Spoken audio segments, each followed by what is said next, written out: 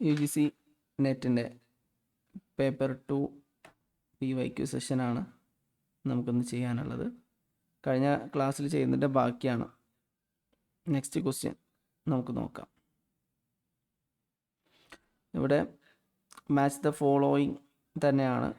എക്സാമിന് ഭൂരിഭാഗം ചോദ്യങ്ങളും കൂടുതൽ ചോദ്യങ്ങളും മാച്ച് ദ ഫോളോയിങ് ആയിട്ട് വരാറുണ്ട്. ചില സമയങ്ങളിൽ ഒരുപാട് ക്വസ്റ്റ്യൻസ്, ഒന്ന് രണ്ടൊന്നും അല്ല, ധാരാളം questions, theory based questions match the following ആയിട്ട് കാണാറുണ്ട്. അപ്പോൾ നമുക്ക് നോക്കാം. ഈ ക്വസ്റ്റ്യനും അതുപോലെ തന്നെ ഒരു തിയറി ബേസ്ഡ് ക്വസ്റ്റ്യനാണ്. ഇത് നമ്മൾ നേരത്തെ പറഞ്ഞ പോലെ ഹാർഡ്വേർഡ് ഗാർഡനറിൻ്റെ ഒരു തിയറിയുടെ അടിസ്ഥാനത്തിലാണ് ഈ ക്വസ്റ്റ്യൻ വന്നിട്ടുള്ളത്. ഈ ക്വസ്റ്റ്യൻ നോക്കുകയാണെങ്കിൽ ഇൻ്റലിജൻസ് വിത്ത് പ്രൊഫഷനാണ്. ഗാർഡനറിൻ്റെ 8 ടൈപ്പ് ഓഫ് ഇൻ്റലിജൻസും അതിൻ്റെ പ്രൊഫഷൻസുമാണ് ഇവിടെ ചോദിച്ചിട്ടുള്ളത്. ലിസ്റ്റ് 1 ഇൻ്റലിജൻസിൻ്റെ പേര്, ടൈപ്സ് ഓഫ് ഇൻ്റലിജൻസും അപ്പുറത്ത് പ്രൊഫഷനുമാണ് വരുന്നത്. അപ്പോൾ നമുക്ക് നോക്കാം ഇത് എന്താണെന്നുള്ളത്.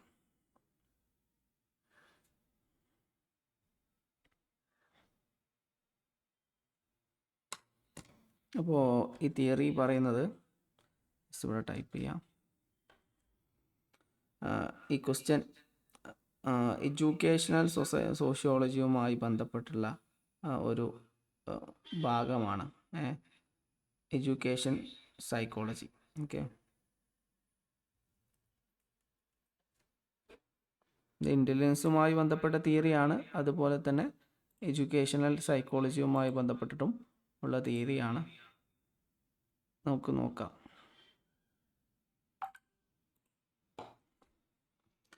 അപ്പോൾ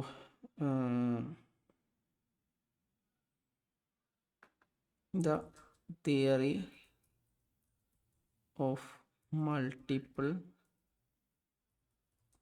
ഇൻ്റലിജൻസ്.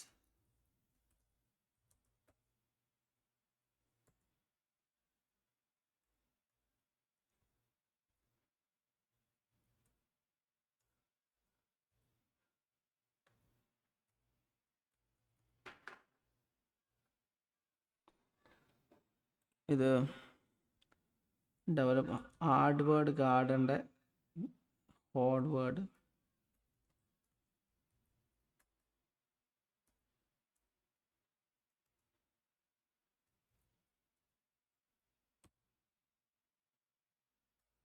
ഹോവാർഡാണ് ഗാർഡനർ. ഇതിൻ്റെ തിയറിയാണിത്. ഇത് 4 ഓപ്ഷൻസാണ് ഇവിടെ പറഞ്ഞിട്ടുള്ളത്. ഓരോന്നിൻ്റെയും ആൻസർ ആദ്യം നമുക്ക് നോക്കാം, അല്ലെങ്കിൽ നമുക്ക് ആദ്യം തിയറി നോക്കാം, അതിനുശേഷം നമുക്ക് ആൻസറിലേക്ക് പോവാം. ഗാർഡനർ ഇദ്ദേഹം 1983 ഈ തിയറി ഇദ്ദേഹം ഡെവലപ്പ് ചെയ്തത്. ഓക്കെ, ഇത് ഇൻ്റലിജൻസുമായി ബന്ധപ്പെട്ടുള്ള പ്രധാനപ്പെട്ട ഒരു തിയറിയാണ്. ഇദ്ദേഹത്തിൻ്റെ ഒരു ഫേമസ് ആയിട്ടുള്ള ബുക്കിൻ്റെ പേര് ഇവിടെ എഴുതാം. Frames of mind.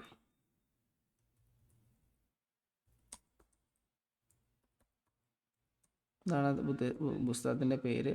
The theory of multiple intelligence. ഇതാണ് ഈ പുസ്തകത്തിൻ്റെ പേര്. ഈ പുസ്തകം 1983 ഈ പുസ്തകം ഡെവലപ്പ് ചെയ്തത്.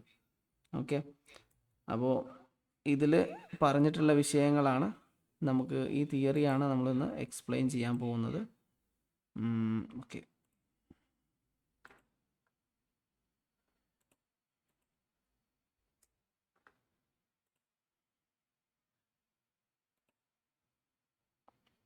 ഓക്കെ.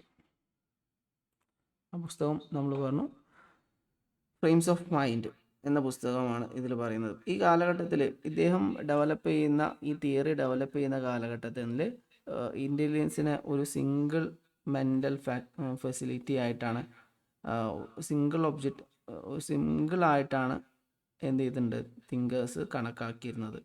അതുപോലെ തന്നെ IQ ടെസ്റ്റ് മെഷർ ചെയ്യാനും ഒരാൾക്ക് നല്ല മാത്സും ലാംഗ്വേജൊക്കെ നല്ല കൈകാര്യം ചെയ്ത ഒരാൾക്ക്, അല്ലെങ്കിൽ അത് അറിയുന്ന ആളെ മാത്രമേ എന്ത് ചെയ്യാൻ പറ്റുള്ളൂ, IQ ടെസ്റ്റുകളൊക്കെ നടത്താൻ കഴിയുമായിരുന്നുള്ളൂ. ആ സമയത്താണ് അദ്ദേഹം ഇതിനെന്ത് ചെയ്ത് ഡെവലപ്പ് ചെയ്ത് കൊണ്ടുവന്നത്. ഈ കാലഘട്ടത്തിൽ western psychology viewed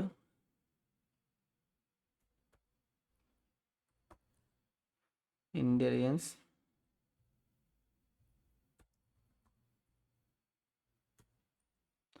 as A single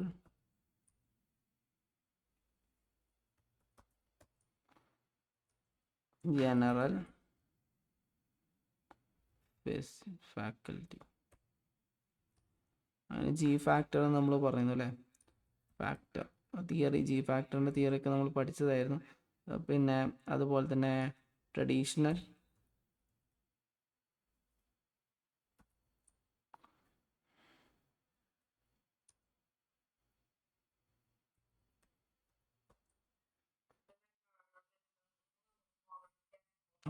okay type ചെയ്യുന്ന സമയത്ത് ജസ്റ്റ് ഇങ്ങനെ താക്കി പോകുന്നതാണ്, ഞാൻ സ്ക്രോൾ ചെയ്യേണ്ടത്. Okay, traditional IQ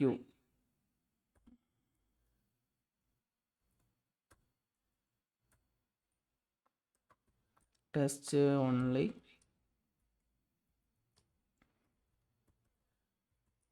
measures how good are at maths and language. നമ്മൾ IQ ടെസ്റ്റ് ചെയ്യുന്നതുകൊണ്ട് ഉദ്ദേശിക്കുന്നത് ശരിക്ക് മാത്സ് അറിയുന്ന, ഇംഗ്ലീഷ് അറിയുന്ന ഒരാൾക്ക് മാത്രമേ അത് ചെയ്യാൻ കഴിയുള്ളൂ. അതിൽ നമ്മൾ എത്രത്തോളം പെർഫെക്റ്റ് ആണ് എന്നാണ് ശരിക്ക് IQ ടെസ്റ്റുകളൊക്കെ മെഷർ ചെയ്യുന്നതെന്ന് അദ്ദേഹം പറഞ്ഞു. അതുപോലെ G ഫാക്ടറാണ് ആ കാലഘട്ടത്തിൽ, അങ്ങനെയാണ് അതിനെ അദ്ദേഹം വിമർശനാത്മകമായിട്ട് പറഞ്ഞത്. അതിന് പകരമായിട്ട് അദ്ദേഹം എന്താണ് മൾട്ടിപ്പിൾ ഇൻ്റലിജൻസ് ഡെവലപ്പ് ചെയ്തു. അദ്ദേഹം ഈ ആശയത്തെ, നമ്മൾ മുകളിൽ പറഞ്ഞ ഈ സിംഗിൾ ഇൻ്റലിജൻസ് എന്നുള്ള ആശയത്തെ പൂർണ്ണമായിട്ട് എന്ത് ചെയ്തു, ചാലഞ്ച് ചെയ്യുകയും ഒരു സിംഗിൾ ഫിക്സഡ് ഇൻ്റലിജൻസ് ഒരിക്കലും ഉണ്ടാവില്ല എന്ന് പറഞ്ഞു. മൾട്ടിപ്പിൾ റിലേറ്റീവ് ഇൻഡിപെൻഡൻ്റ് ആയിട്ടുള്ള വ്യത്യസ്ത ഇൻ്റലിജൻസ് ഉണ്ടായിരിക്കുമെന്നാണ് അദ്ദേഹത്തിൻ്റെ തിയറിയിൽ വിശദീകരിക്കുന്നത്. അദ്ദേഹം പറയുന്നത് he completely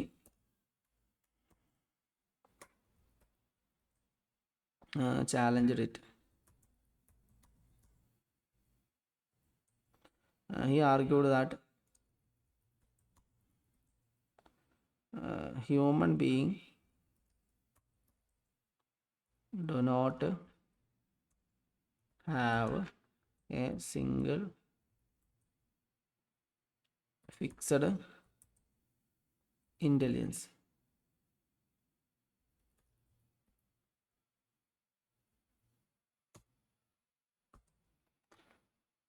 Instead,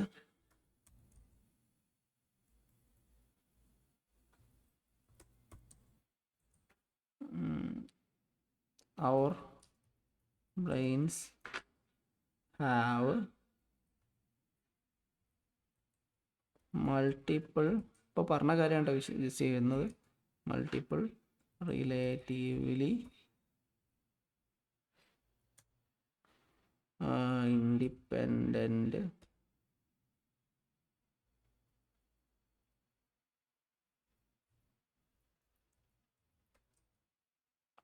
mental system എന്നാണ് അദ്ദേഹം പറഞ്ഞത്. ഓക്കെ, അദ്ദേഹത്തിൻ്റെ മെയിൻ കോർ ഐഡിയ എന്ന് പറഞ്ഞാൽ, അദ്ദേഹത്തിൻ്റെ കോർ ഐഡിയ ഇവിടെ കോട്ട് ചെയ്തിട്ടുണ്ടായിരുന്നു. അദ്ദേഹത്തിൻ്റെ പുസ്തകത്തിൽ പറയുന്നു, അദ്ദേഹത്തിൻ്റെ കോർ ഐഡിയ എന്ന് പറയുന്നത് it is not about how smart you are, it is about how you are smart. ഒരു കൺസെപ്റ്റാണ്, അദ്ദേഹത്തിൻ്റെ ഒരു കോട്ടാണ്. അതിൻ്റെ ബേസിലാണ് അദ്ദേഹം ഇത് പറയുന്നത്. ജസ്റ്റ് ഒന്ന് ഇവിടെ വേണമെങ്കിൽ ടൈപ്പ് ചെയ്യാം. It's not about how smart you are, it's about how you are smart. ആ തിയറി വിശദീകരിക്കുമ്പോൾ ഈ കാര്യം ക്ലിയർ ആയിട്ട് മനസ്സിലാവും. നമുക്ക് തിയറിയിലേക്ക് പോവാം. ഓക്കെ, അദ്ദേഹം 8 ടൈപ്സ് ഓഫ് ഇൻ്റലിജൻസ് ആയിട്ട്, ഇൻ്റലിജൻസിനെ 8ആയിട്ട് ഡിവൈഡ് ചെയ്യുന്നുണ്ട്. ഓരോന്നും നമുക്ക് നോക്കാം. അദ്ദേഹം ആദ്യം തുടക്കത്തിൽ നമുക്ക് തിയറി, ഗാർഡനേഴ്സ് തിയറി.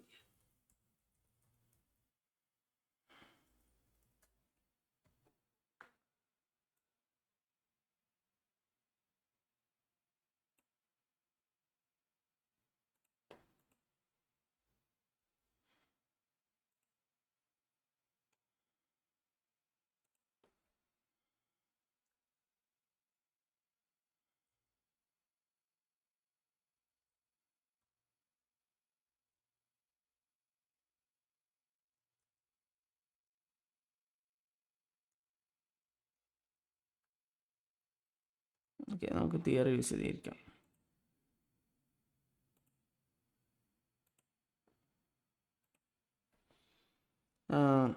അദ്ദേഹം ആദ്യം 7 ടൈപ്സ് ഓഫ് ഇൻ്റലിജൻസ് ആണ് വിശദീകരിച്ചത്. പിന്നെ നാച്ചുറലിസ്റ്റ് എന്ന് പറഞ്ഞുള്ള ഒരു പുതിയ ഒന്നും കൂടെ ആഡ് ചെയ്യുകയും അതിനുശേഷം അത് 8ആയി മാറുകയാണ് ചെയ്തത്. ഓക്കെ, ഈ ക്വസ്റ്റ്യനിൽ നമുക്ക് തിയറിയും ഓരോ ടൈപ്സ് ഓഫ് ഇൻ്റലിജൻസും അതിൻ്റെ പ്രൊഫഷനുമാണ് നമ്മൾ ക്വസ്റ്റ്യനിൽ കൊടുത്തിട്ടുള്ളത്. അത് നമ്മൾ മാച്ച് ചെയ്യാനാണ് പറയുന്നത്. അപ്പോൾ നമുക്ക് തിയറി പറയാം. ഓക്കെ,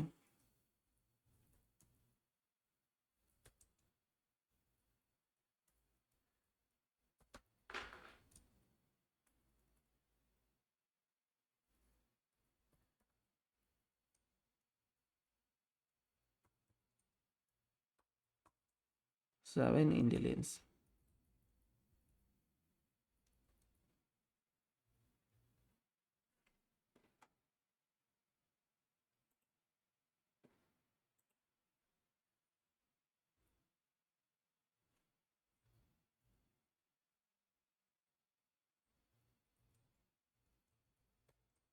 Later added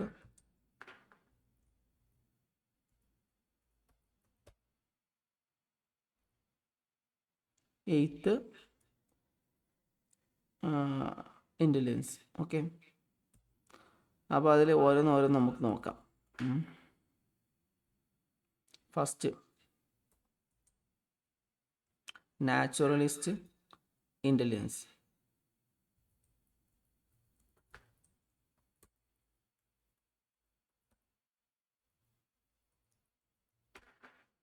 ഇത് ക്വസ്റ്റ്യനിൽ കൊടുത്തിട്ടുള്ളതാണ്. ഇതിനെ നേച്ചർ സ്മാർട്ട് എന്നും പറയാം.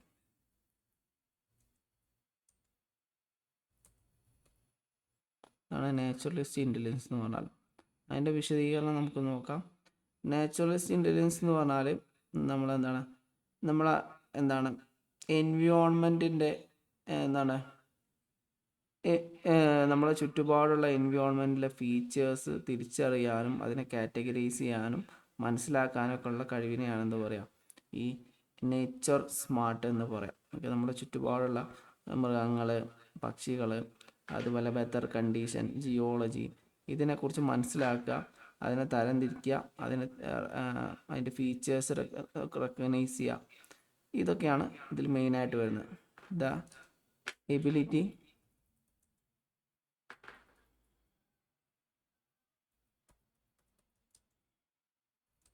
to recognize, categorize,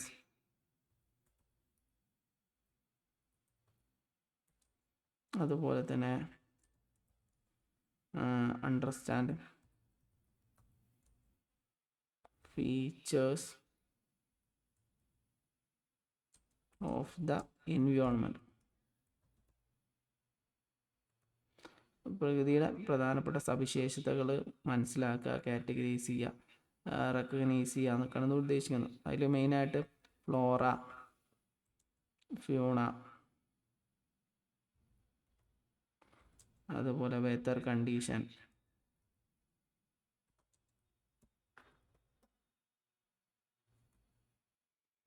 അതുപോലെ തന്നെ ജിയോളജി എന്നിവയൊക്കെ ഇതിൽ വരുന്നതാണ്.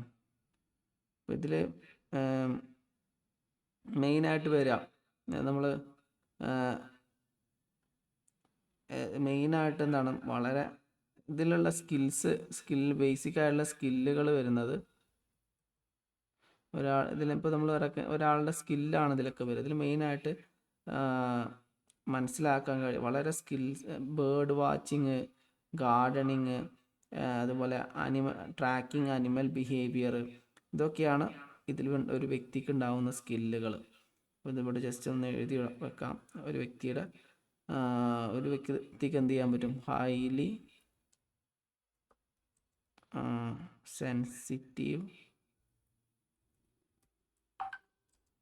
സെൻസിറ്റിവിറ്റി ടു എക്കോളജിക്കൽ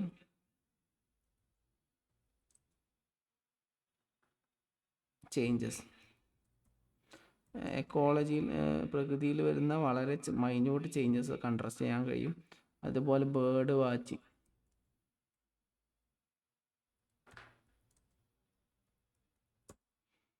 അതുപോലെ തന്നെ ഗാർഡനിങ് സ്കില്ല്, അതുപോലെ അനിമൽ ബിഹേവിയർ, ട്രാക്കിംഗ് ബിഹേവിയർ, ഇതൊക്കെയാണ് ഒരാൾക്ക് ഇതിലൂടെ എന്ത് ചെയ്യാൻ പറ്റുക. ഈ സ്കിൽസൊക്കെയാണ് ഒരു വ്യക്തിക്ക് ഉണ്ടാവുക. ഇനി അതിലെ ജോബ്സ് എന്തൊക്കെയാണ് നോക്കാം. ഈ സ്കില്ലുള്ള ആളുകളുടെ പ്രൊഫഷൻ.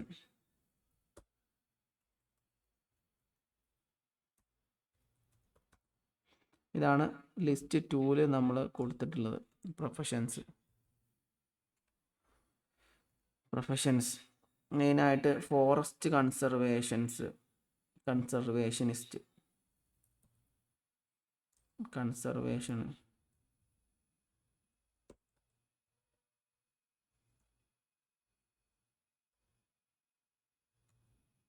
അതുപോലെ തന്നെ ഫാർമർ, അതുപോലെ തന്നെ ഇപ്പോൾ ക്വസ്റ്റ്യനിൽ കൊടുത്തിട്ടുണ്ട്, നമുക്ക് നോക്കാം. ഫോറസ്റ്റ് കൺസർവേഷൻ അതിൽ കൊടുത്തിട്ടുണ്ട്. ഫാർമർ, ബേർഡ് വാച്ചർ,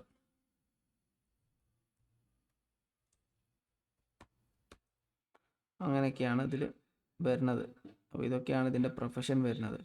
ഇനി രണ്ടാമതായിട്ട് നമുക്ക് രണ്ടാമത്തെ ഓപ്ഷനിലേക്ക് പോകാം. രണ്ടാമത്തെ ഇൻ്റലിജൻസ് സ്പേഷ്യൽ ഇൻ്റലിജൻസ്.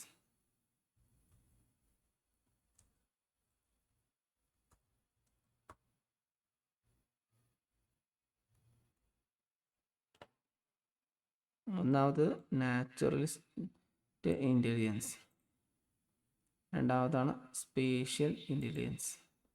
അതിനെ പിക്ചർ സ്മാർട്ട് എന്നും പറയും.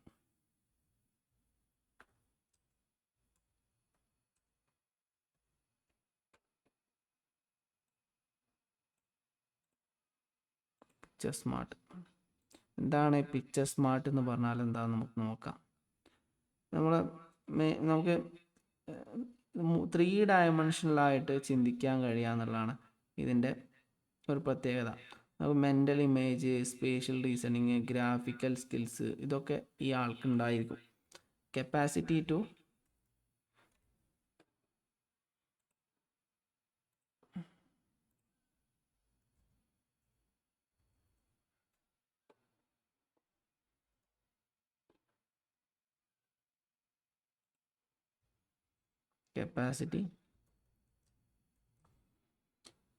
think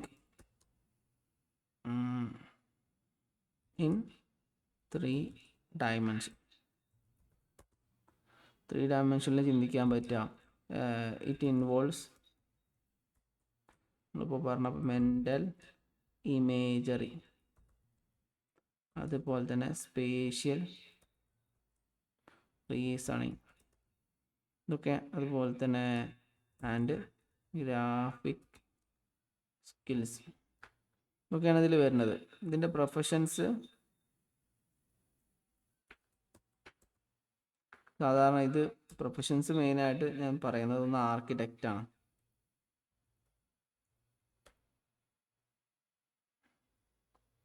അത് ഓപ്ഷനിൽ കൊടുത്തിട്ടുണ്ട്. മറ്റൊന്നാണിത് പൈലറ്റ്, മറ്റൊന്നാണ് ചെസ് പ്ലെയർ. ഇത്തരം ആളുകൾക്കൊക്കെ പറ്റിയ പ്രൊഫഷനാണ്, ഇങ്ങനെ ഇൻ്റലിജൻസ് ഉള്ള ആളുകൾക്ക് പറ്റിയ പ്രൊഫഷനാണ് ഇത്. അപ്പോൾ നമുക്ക് ഇനി മൂന്നാമത്തെ പാർട്ടിലേക്ക് പോവാം. മൂന്നാമത്തെ സ്കില്ലാണ് ലോജിക്കൽ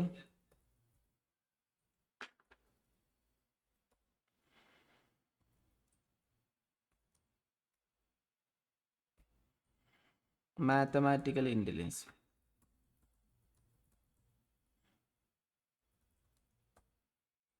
ഇതിനെ നമ്മൾ റീസണിങ് സ്മാർട്ട് അല്ലെങ്കിൽ നമ്പർ സ്മാർട്ട് എന്ന് പറയും.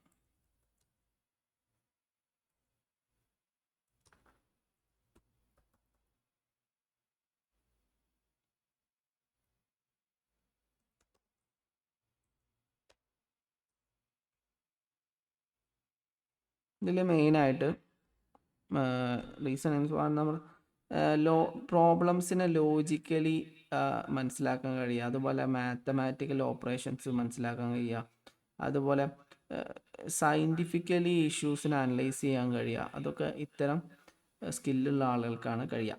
The ability to analyse problems logically, അതുപോലെ തന്നെ ക്യാരി ഔട്ട് മാത്തമാറ്റിക്കൽ ഓപ്പറേഷൻസ്, അതുപോലെ തന്നെ ആൻഡ് ഇൻവെസ്റ്റിഗേറ്റ് ഇഷ്യൂസ് സയൻറ്റിഫിക്കലി.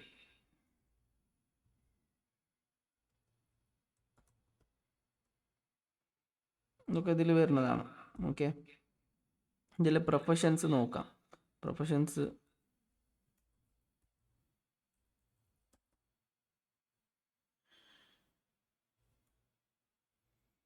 മെയിനായിട്ടുള്ള പ്രൊഫഷന് ക്വസ്റ്റ്യനിൽ പറയുന്നത് computer programmer. Okay, programming language അല്ലെങ്കിൽ കമ്പ്യൂട്ടർ പ്രോഗ്രാമർ, കമ്പ്യൂട്ടർ പ്രോഗ്രാമർ, അതുപോലെ തന്നെ മാത്തമാറ്റീഷ്യൻസ്,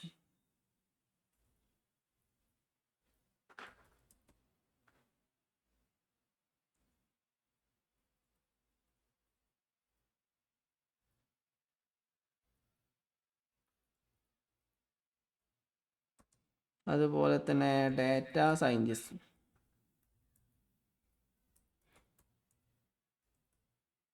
അതുപോലെ തന്നെ എഞ്ചിനീയേഴ്സ്.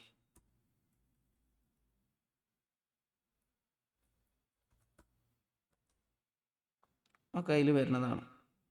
ഇനി നമുക്ക് നാലാമത്തെ നോക്കാം. നാലാമത്തെ ടൈപ്പ് ഓഫ് ഇൻ്റലിജൻസ്. നാലാമത്തെ ടൈപ്പ് ഓഫ് ഇൻ്റലിജൻസ് ആണ് പറയുന്നത് ലിംഗ്വിസ്റ്റിക് ഇൻ്റലിജൻസ് ആണ്. ഇമ്പോർട്ടൻ്റ് ആയ ഒരു ഭാഗം തന്നെയാണ് കേട്ടോ ലിംഗ്വിസ്റ്റിക് ഇൻ്റലിജൻസ്. ലിംഗ്വിസ്റ്റിക് ഇൻ്റലിജൻസിനെ നമ്മൾ വേർഡ് സ്മാർട്ട് എന്ന് പറയും. വേർഡ് സ്മാർട്ട്, ചിലപ്പോൾ ഇങ്ങനെ വേർഡ് സ്മാർട്ട് ഇങ്ങനെയൊക്കെ ആയിരിക്കും ചിലപ്പോൾ ക്വസ്റ്റ്യൻ വരിക. എന്താണിത് എന്ന് പറഞ്ഞാൽ നമ്മളെന്താണ്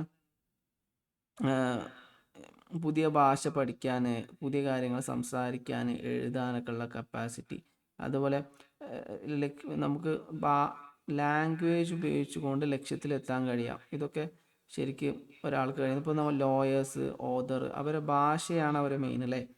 ലാംഗ്വേജ് നന്നായി കൈകാര്യം ചെയ്യാൻ കഴിയുന്ന ആൾക്കാരാണ് ഇവർ. സെൻസിറ്റിവിറ്റി,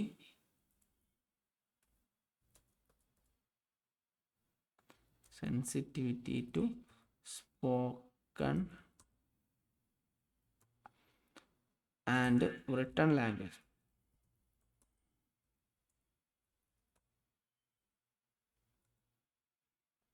അതുപോലെ തന്നെ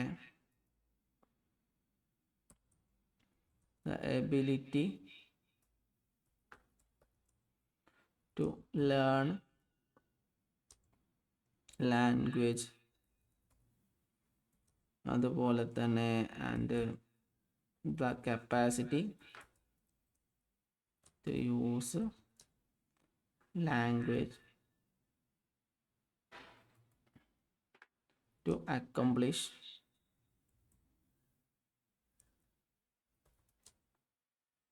goals. ഇപ്പം ഭാഷ ഉപയോഗിച്ചുകൊണ്ട് എന്ത് കാര്യങ്ങളും ഇത്തരം ആളുകൾക്ക് ചെയ്യാൻ കഴിയും. ഇത്തരം എബിലിറ്റി ഉള്ള ആൾക്കാർക്ക് ചെയ്യാൻ കഴിയുന്നുള്ളതാണ്. ഓക്കെ, അപ്പോൾ ഇങ്ങനെ ഈ ഇൻ്റലിജൻസ് ഉള്ള ആളുകൾ ചെയ്യുന്ന ജോലികൾ എന്തൊക്കെയാണെന്ന് നമുക്ക് നോക്കാം.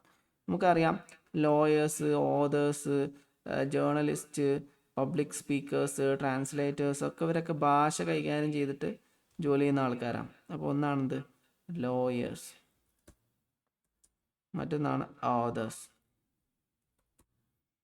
മറ്റൊന്നാണ് ജേർണലിസ്റ്റ്. ഇനി കുറേ ഉണ്ട്, വേണമെങ്കിൽ പിന്നെ ലാംഗ്വേജ് ഭാഷ കൈകാര്യം ചെയ്യുന്ന എന്ത് ജോലി ഇതിൽ വരുന്നതാണ്. ഇനി നമുക്ക് അഞ്ചാമത്തേക്ക് നോക്കാം. ഓക്കെ, അഞ്ചാമത്തെ ഇൻ്റലിജൻസ്, അഞ്ച് വരുന്നത് എന്നാണ് ബോഡിയിലി kinaesthetic intelligence.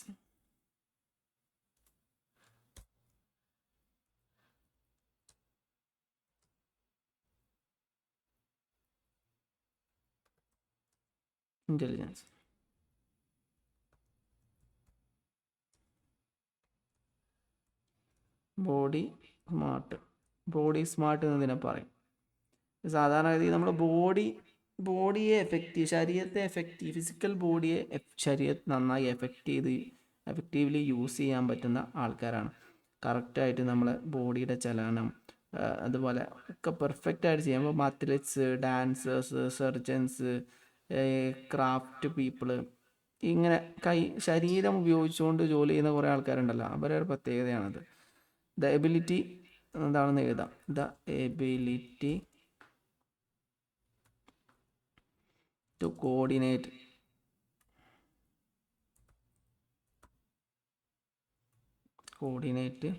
Your mind with your physical body. നമ്മൾ എഫക്റ്റീവ് അതിൽ വരുന്നതാണ് ഇൻവോൾവ്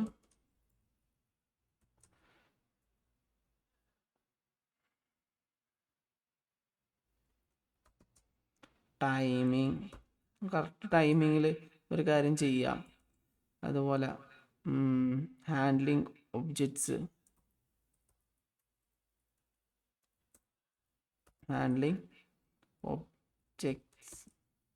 സ്കിൽഫുള്ളി ഒക്കെ ഇതിൽ വരുന്നതാണ്. ഇത്തരം മേഖല ചെയ്യുന്ന ആൾക്കാരുടെ ജോലി ഏതൊക്കെയാന്ന് നോക്കാം.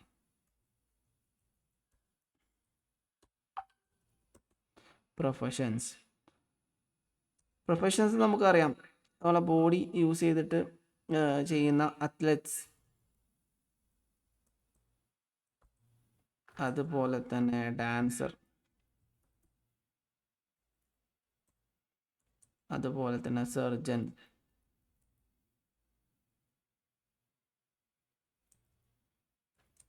അതുപോലെ തന്നെ craft man.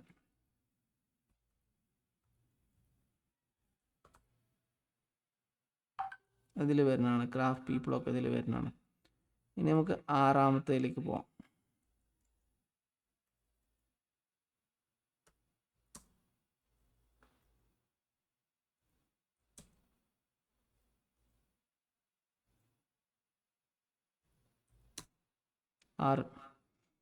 ആറാമത്താണ് musical intelligence.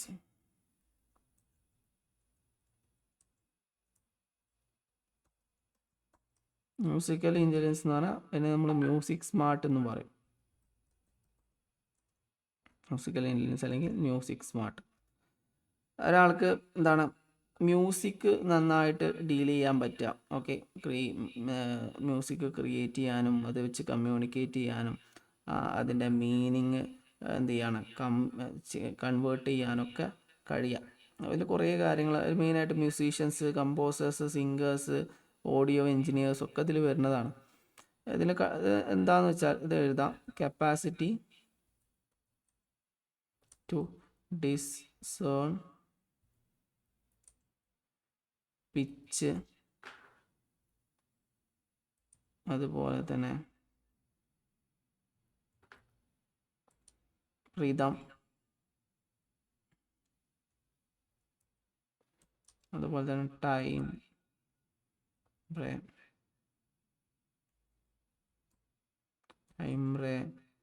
And tone.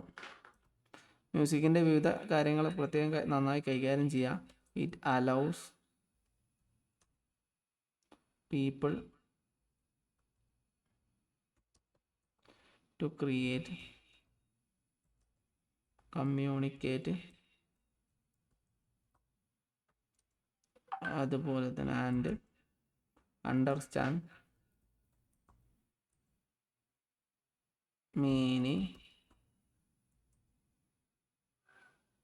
Made of sound. ഇതൊക്കെയാണ് ഇതിൽ വരുന്നത്. Okay, professions. ഇത് ചെയ്യുന്ന ജോലികൾ ഏതൊക്കെയാണ് നമുക്ക് നോക്കാം. മ്യൂസിഷ്യൻ,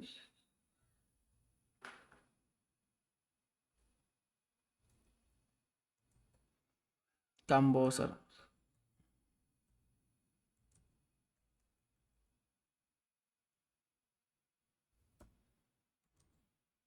സിംഗേഴ്സ്, അതുപോലെ തന്നെ ഓഡിയോ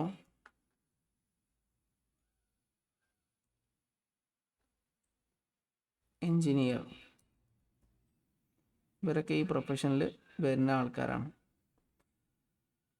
ഇനി അടുത്തതിലേക്ക് പോകാം. Seventh intelligence. Okay, interpersonal intelligence.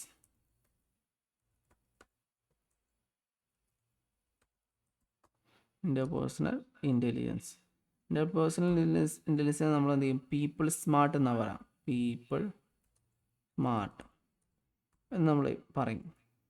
എന്താണ് ഈ പീപ്പിൾ സ്മാർട്ട് എന്ന് പറഞ്ഞാൽ നമുക്ക് നോക്കാം. പീപ്പിൾ സ്മാർട്ട് നമുക്ക് ആളുകളെ നന്നായിട്ട് കമ്മ്യൂണിക്കേറ്റ് ചെയ്യാൻ, ആളുകളായിട്ട് എഫക്റ്റീവ്ലി മറ്റുള്ള ആൾക്കാരായിട്ട് ഇൻട്രാക്ട് ചെയ്യാൻ കഴിയണതിനാണ് എന്താ പറയുക? പീപ്പിൾ സ്മാർട്ട് എന്ന് പറയാം. The ability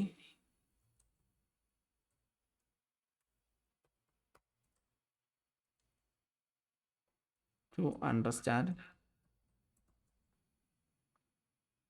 and interact effectively with other. It involves sensing people's mood,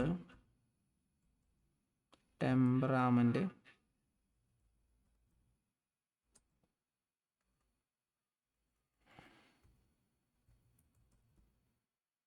അതുപോലെ തന്നെ മോട്ടിവേഷൻ,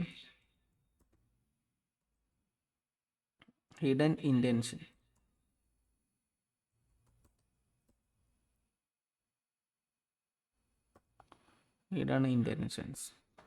ഇതൊക്കെ കണ്ടെത്താൻ കഴിവുള്ള ഒരാളാണെന്ത്? ഇന്റർപേഴ്സണൽ ഇൻ്റലിജൻസ് എന്ന് പറയുന്നത്. പ്രൊഫഷൻസ്.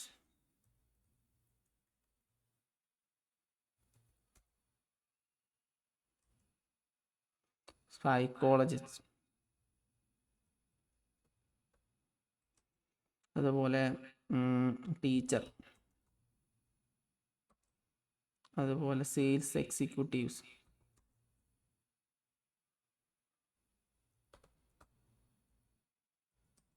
പൊളിറ്റീഷ്യൻസ്.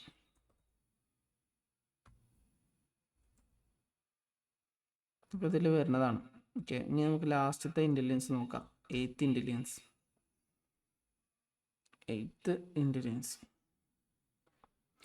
Intrapersonal intelligence.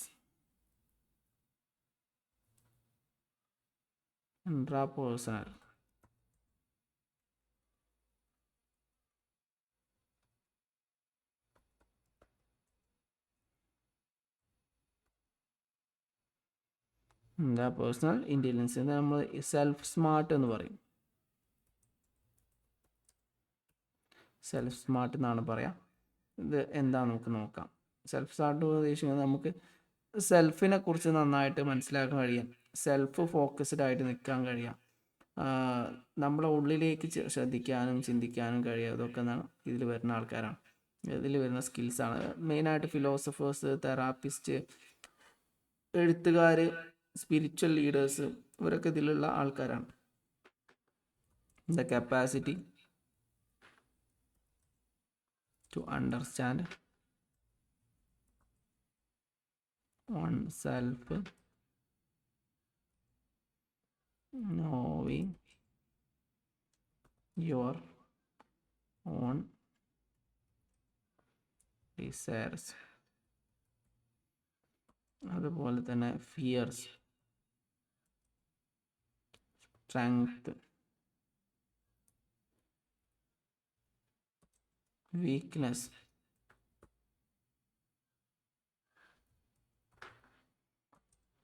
അതുപോലെ തന്നെ and using that information to regulate your life. നമുക്ക് നമ്മളെ സ്ട്രെങ്ത്, ഡിസയർ, ഫിയർ, വീക്ക്നെസ്, ഇങ്ങനെ നമ്മളെ ഇൻറ്റേർണൽ ആയിട്ടുള്ള കാര്യങ്ങളൊക്കെ മനസ്സിലാക്കാൻ കഴിയാതെ ഇത്തരം പ്രൊഫസേഴ്സിന് പ്രൊഫഷൻസ് നോക്കാം. ഏതൊക്കെയാണ് പ്രൊഫഷൻസ് മെയിനായിട്ട് വരുന്നത് ഫിലോസഫർ, തത്വജ്ഞാനികൾ, തെറാപ്പിസ്റ്റ്, അതുപോലെ തന്നെ റൈറ്റർ, അതുപോലെ തന്നെ spiritual leaders.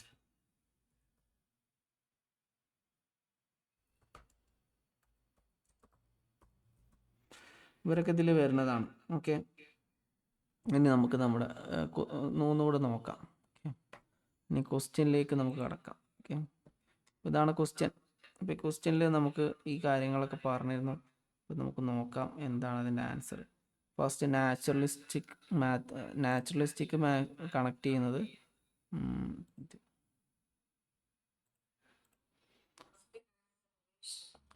Forest conservation. Yes, forest conservation. Spatial ഏതുമായിട്ടാണ് മാച്ച് ചെയ്യണത്?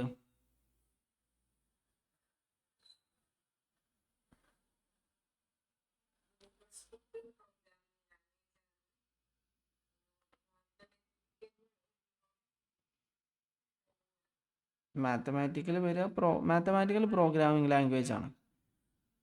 സ്പേഷ്യൽ എന്ന് പറഞ്ഞാൽ നമുക്ക് സ്പേസ് ഇതൊക്കെ ആർക്കിടെക്ചറാണ്. ആർക്കിടെക്ചറിനാണ് എന്ത് ചെയ്യുക, 3D ഇമേജ് ആയിട്ടൊക്കെ ജനറേറ്റ് ചെയ്യാനും ഒക്കെ കഴിയാം. ലോജിക്കൽ മാത്തമാറ്റിക്കൽ സ്കില്ലുള്ള ആൾക്കാണ് ഒരു പ്രോഗ്രാമർ ആവാൻ കഴിയാം. പ്രോഗ്രാമിംഗ് ലാംഗ്വേജ് വൃത്തിയായിട്ട് പഠിക്കാൻ കഴിയാം. ലിംഗ്വിസ്റ്റിക്സ് നമ്മൾ നേരത്തെ പറഞ്ഞല്ലോ, ഇതൊക്കെ നമ്മൾ നേരത്തെ പറഞ്ഞത് തന്നെയാണ്. വേർഡിന് ചെറിയ ചേഞ്ച് വന്നേ ഉള്ളൂ. ഇപ്പോൾ ലിംഗ്വിസ്റ്റിക്സ്, ഭാഷ നന്നായി കൈകാര്യം ചെയ്യുന്ന ആൾക്കാർക്ക് ലോയർ ആവാൻ പറ്റും. അപ്പോൾ അയാൾക്ക് ലോ നന്നായിട്ട് കൈകാര്യം ചെയ്യാൻ പറ്റും. ഇങ്ങനെയാണ് ഇതിൽ വരുന്നത്. ഇതിൽ തിയറി ജസ്റ്റ് ഒന്ന് ശരിക്കും നന്നായി നോക്കണം. അദ്ദേഹത്തിൻ്റെ പുസ്തകം ഫ്രെയിംസ് ഓഫ് മൈൻഡ് എന്ന് പറഞ്ഞ പുസ്തകത്തിലാണ് അദ്ദേഹം ഈ കൺസെപ്റ്റ് വിശദീകരിക്കുന്നത്. ഓക്കെ, പിന്നെ അദ്ദേഹത്തിൻ്റെ മെയിനായിട്ട് ഫസ്റ്റ് ഒന്നാമത്തെ എന്താണ്, നാച്ചുറലിസ്റ്റിക് ഇൻ്റലിജൻസ് ആണ്. രണ്ടാമത് വന്നത് സ്പേഷ്യൽ ഇൻ്റലിജൻസ് ആണ്. അതും അതിൻ്റെ പ്രൊഫഷൻസ് വരുന്നത് നമ്മൾ കണ്ടല്ലോ, ആർക്കിടെക്ചറൊക്കെയാണ് പ്രൊഫഷൻസ് വരുന്നത്. മൂന്നാമത്തത് ലോജിക്കൽ മാത്തമാറ്റിക്കൽ ഇൻ്റലിജൻസ് ആണ്. നമ്പേഴ്സും ഇതൊക്കെ കൃത്യമായിട്ട് കൈകാര്യം ചെയ്യാൻ കഴിയാം. മാത്തമാറ്റിക്കൽ ഓപ്പറേഷൻസ് നന്നായി ചെയ്യാൻ കഴിയാം. മെയിനായിട്ട് പ്രൊഫഷൻസ് കമ്പ്യൂട്ടർ പ്രോഗ്രാമറാണ്. മാത്തമാറ്റീഷ്യൻസൊക്കെ അതിൽ വരുന്നതാണ്. പിന്നെ ലിംഗ്വിസ്റ്റിക് ഇൻ്റലിജൻസ് ഭാഷ നന്നായിട്ട് കൈകാര്യം ചെയ്യാൻ കഴിയുന്ന ആൾക്കാരാണ്. അത് നമ്മൾ നേരത്തെ പറഞ്ഞപ്പോൾ ലോയേഴ്സ്, ഓതേഴ്സൊക്കെ അതിൽ വരുന്നതാണ്. പിന്നെ അതുപോലെ ബോഡിയിലെ കിനസ്തെറ്റിക് ഇൻ്റലിജൻസ്, അത് ബോഡി നന്നായിട്ട് മൂവ് ചെയ്യാൻ കഴിയുന്ന പ്രൊഫഷൻസാണ്. അത് നമ്മൾ അത്ലറ്റ്സ്, ഡാൻസേഴ്സൊക്കെ അതിൽ വരുന്നതാണ്. എല്ലാം മൈൻഡും ബോഡിയും കോർഡിനേറ്റ് ചെയ്ത് പ്രവർത്തിക്കാൻ ഇത്തരം ആളുകൾക്ക് നന്നായിട്ട് കഴിയും. അടുത്താണ് മ്യൂസിക്കൽ ഇൻ്റലിജൻസ്.